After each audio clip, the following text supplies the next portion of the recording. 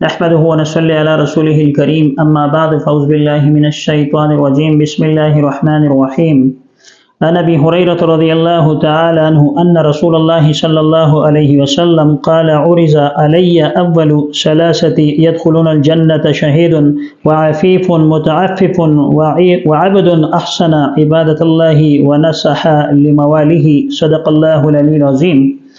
حضرت ابو ہریرہ رضی اللہ تعالیٰ عنہ سے روایت مروی ہے کہ رسول اللہ صلی اللہ علیہ وسلم نے فرمایا، میرے سامنے وہ پہلے 3 شخص پیش کیے گئے جو شروع ہی میں جنت میں داخل ہوں گے۔ ان میں سے ایک شخص تو شہید ہے، دوسرا وہ شخص ہے جو حرام سے بچے اور سوال نہ کرے، یعنی کسی کے آگے ہاتھ نہ پھیلانے والا ہو، اور تیسرا شخص وہ غلام ہے جس نے اپنے اللہ کی بھی اچھی اطاعت و عبادت کی اور اپنے مالکوں کا بھی خیر خواہ رہا۔ اس حدیث میں جو حضرت ابو ہریرہ رضی اللہ تعالیٰ عنہ سے مروی ہے، رسول اللہ صلی اللہ علیہ وسلم نے 3 اشخاص کو جنت کی خوشخبری دی ہے کہ ایسے لوگ ابتداءً یعنی بغیر حساب کتاب کے جنت میں داخل کر دیے جائیں گے۔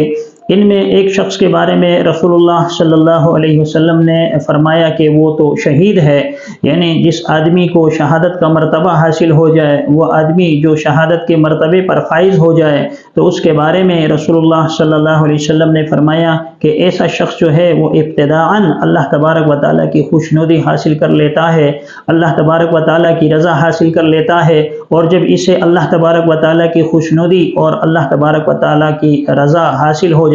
تو اس صورت میں وہ ایسے لوگوں میں ہو جاتا ہے کہ ابتداءً وہ جنت میں داخل کر دیا جاتا ہے۔ اور دوسرا شخص جس کے بارے میں رسول اللہ صلی اللہ علیہ وسلم نے فرمایا کہ وہ شخص ہے جو حرام سے بچے اور کسی کے سامنے ہاتھ نہ پھیلائے، یعنی وہ چیزیں جو منہیات میں سے ہیں، وہ چیزیں جو اللہ تبارک و تعالیٰ نے حرام قرار دی ہیں، اور وہ چیزیں جس سے بچنے کا حکم دیا گیا ہے، ان چیزوں سے جب انسان اپنے آپ کو بچائے، اور اسی طرح رسول اللہ صلی اللہ علیہ وسلم نے فرمایا دوسروں کے سامنے ہاتھ نہ پھیلائے، حتی الامکان اس چیز کی کوشش کے اندر مگن رہے کہ میں کسی کے سامنے ہاتھ نہ پھیلاؤں، اگرچہ بعض اوقات ناغے بھی آتے ہیں، بعض اوقات فاقے بھی آتے ہیں، لیکن ان کے اندر بھی وہ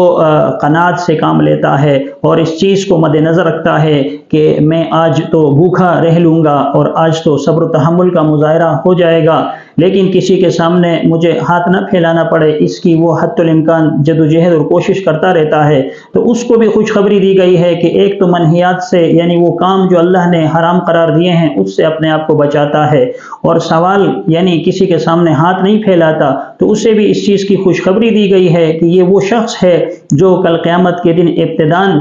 جنت میں داخل کر دیا جائے گا، اور اللہ کی رضا اور اللہ کی خوشنودی کا یہ بھی باعث بنے گا۔ اور تیسرا شخص وہ ہے جس کے بارے میں رسول اللہ صلی اللہ علیہ وسلم نے فرمایا جو جنت میں ابتداءً داخل کر دیا جائے گا، وہ شخص ہوگا جو اللہ تبارک و تعالیٰ کا بھی اطاعت گزار ہوگا، اللہ تبارک و تعالیٰ کا بھی فرما بردار ہوگا، اور اسی طرح اپنے مالک کے حقوق کی بھی پاسداری کرتا ہوگا، یعنی اپنے مالک کے حکموں کے مطابق اپنی زندگی چلاتا ہوگا، اور اللہ تبارک و تعالیٰ کے ساتھ جو کہ مالک حقیقی ہے اس کے احکام کی بجاوری کے ساتھ اپنے مالک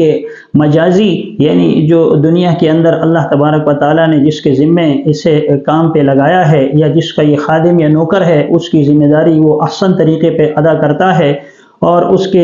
کام جو ہیں یا امور جو ہیں اس کی صحیح طور پر بجا آوری کرتا ہے، تو یہ تیسرا شخص بھی ابتداءً جنت کے اندر داخل کر دیا جائے گا، اور اللہ تبارک و تعالیٰ کی رضا اسے حاصل ہو جائے گی۔ تو اللہ تبارک و تعالیٰ سے دعا ہے کہ اللہ تبارک و تعالیٰ مجھے اور آپ سب کو جو ہے ان کاموں پر چلائے جن سے اللہ تبارک و تعالیٰ راضی ہوتا ہے، اللہ تبارک و تعالیٰ کی خوشنودی جس سے حاصل ہوتی ہے۔ اللہ تبارک و تعالیٰ ہمیں ایسے کام کرنے کی توفیق عطا فرمائے، آمین۔ وآخر دعوانا الحمد للہ رب العالمین۔